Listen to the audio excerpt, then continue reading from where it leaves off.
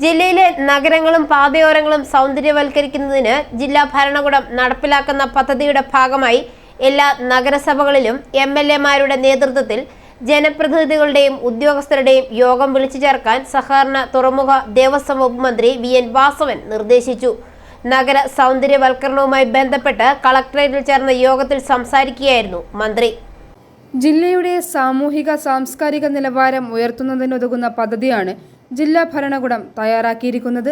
ഇത് ഭംഗിയായി നടപ്പാക്കുന്നതിന് നഗരസഭകളിലെ ഭരണപക്ഷ പ്രതിപക്ഷ അംഗങ്ങൾ ഒരേ മനസ്സോടെ പ്രവർത്തിക്കണം. വിവിധ സാംസ്കാരിക സാമൂഹിക സംഘടനകൾ, ക്ലബ്ബുകൾ, പരിസ്ഥിതി സംഘടനകൾ, റെസിഡൻസ് അസോസിയേഷനുകൾ എന്നിവയെയും പദ്ധതിയുടെ ഭാഗമാക്കണമെന്ന് മന്ത്രി നിർദ്ദേശിച്ചു.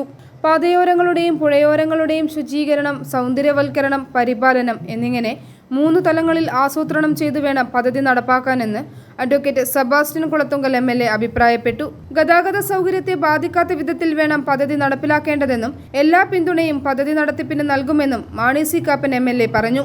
അന്ധകാരത്തോടടക്കം വൈക്കം നഗരത്തിലൂടെ ഒഴുകുന്ന തോടുകൾ മാലിന്യം നിറഞ്ഞതാണെന്നും പദ്ധതിയുടെ ഭാഗമായി അവ വൃത്തിയാക്കുന്നതിന് പ്രാധാന്യം നൽകണമെന്നും സി.കെ. ആശ എം.എൽ.എ. പറഞ്ഞു. റോഡുകളുടെ സൗകര്യങ്ങളെ ബാധിക്കാത്ത വിധത്തിൽ വേണം പദ്ധതി നടപ്പാക്കാനെന്ന് അഡ്വക്കേറ്റ് ജോബ് മൈക്കിൾ എം.എൽ.എ. പറഞ്ഞു. ജില്ലാ കളക്ടർ ജോൺ വി. സാമുവൽ പദ്ധതി വിശദീകരിച്ചു. ഈ മാസം തന്നെ നഗരസഭാടിസ്ഥാനത്തിൽ മുഴുവൻ ജനപ്രതിനിധികളെയും ഉൾപ്പെടുത്തി യോഗങ്ങൾ വിളിച്ചു ചേർക്കാൻ യോഗം തീരുമാനിച്ചു. സർക്കാർ chief whip doctor N. Jayaraj, എം.എൽ.എമാരായ തിരുവഞ്ചൂർ രാധാകൃഷ്ണൻ, ചാണ്ടി ഉമ്മൻ എന്നിവരുടെ പ്രതിനിധികളായ Anil Vega, S. Rajeev, Abin Siby, LSGD joint director Binu John, ജില്ലാ ഇൻഫർമേഷൻ ഓഫീസർ എ. അരുൺകുമാർ, ശുചിത്വ മിഷൻ ജില്ലാ കോർഡിനേറ്റർ ലക്ഷ്മി പ്രസാദ്, ജില്ലാ programme officer Noble Xavier Jose, മാലിന്യമുക്തം നവകേരളം കോർഡിനേറ്റർ TP ശ്രീശങ്കർ എന്നിവർ യോഗത്തിൽ പങ്കെടുത്തു. i4E news, Ettumanoor.